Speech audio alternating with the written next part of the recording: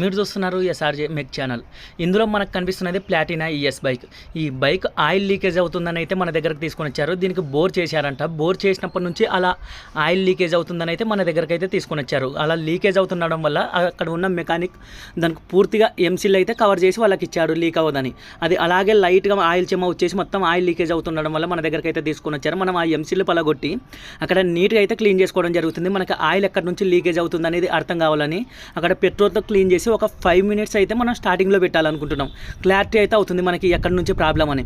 అలా స్టార్టింగ్లో పెట్టగానే ఇక్కడ చూడండి మనకి బోర్కి ఇంజన్కి మధ్యలో ఉన్న ప్యాకింగ్ నుంచి అయితే ఆయిల్ లీకేజ్ అవుతుంది. అక్కడ నుంచి మనం స్టార్ట్ చేసి బైక్ ఒక 2 మినిట్స్ పెట్టగానే ఆయిల్ అనేది దారగా వచ్చేస్తుంది. అందుకని పూర్తిగా బోర్ ఓపెన్ చేసి ప్రాబ్లం ఏమిటనైతే మనం చెక్ చేసాం. బోర్ ఓపెన్ చేస్తే ఇక్కడ సగమే ఉంది ప్యాకింగ్, పూర్తిగా లేదు. ప్యాకింగ్ వచ్చేసి ఈ బైక్ది వేయలేదు.